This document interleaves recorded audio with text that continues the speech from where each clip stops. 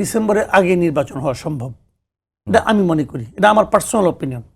এখন কেন যদি আপনি জিজ্ঞাসা করেন তখন আমি এটা জবাব দেবো। আর আপনি যে কথাটা বললেন যে ক্যাম্পেইনে যে ব্যাপারটা, একটা ক্যাম্পেইন চলছে, এটা অনেক দিন ধরেই চলছে। এই ক্যাম্পেইনটাকে আমি মনে করি বিরাজনীতিকরণের একটা পক্ষে একটা ক্যাম্পেইন। তারা বলার চেষ্টা করছে যে ডক্টর ইউনূস ভালো চালাচ্ছে, অতএব তাকে 5 বছর রাখা যেতে পারে। এটা ডক্টর ইউনূসের মনে হয় মধ্যে কিছু সায় আছে আমার ধারণা, কারণ উনি নিজেও একবার কথা বলেছেন আল জাজিরার কাছে একটা ইন্টারভিউ, উনি এই ধরনের কথা বলেছেন যে জনগণের কাছে অন্তর্বর্তীকালীন সরকার একটা ভালো বিকল্প হতে পারে, উনি এই ধরনের কথা বলেছেন।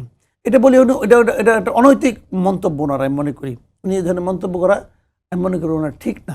কারণ উনি একটা অন্তর্বর্তীকালীন সরকার, অন্তর্বর্তীকালীন কখনো একটা রেগুলার গভর্নমেন্টের ভালো বিকল্প হতে পারে না, একদমই পারে না।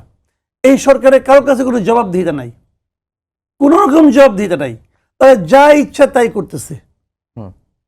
কাজে জবাবদিহিহীন একটা সরকার আমি মনে করি দেশে, পৃথিবীর কোনো দেশের জন্যই ভালো সরকার নয়।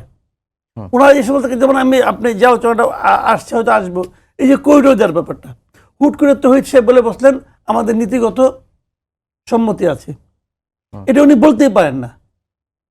যে সিদ্ধান্ত, যে পদক্ষেপ দেশের জন্য বড় বিপর্যয় ডেকে আনতে পারে, একটা যুদ্ধের দিকে দেশকে ঠেলে দিতে পারে, সেই ধরনের সিদ্ধান্ত উনি কার সঙ্গে আলাপ করে নিলেন? ওনার মনে হলো নিয়ে নিলেন। এটা কি মগের মূল্য নাকি রে ভাই? এই দেশটা কি মগের মূল্য?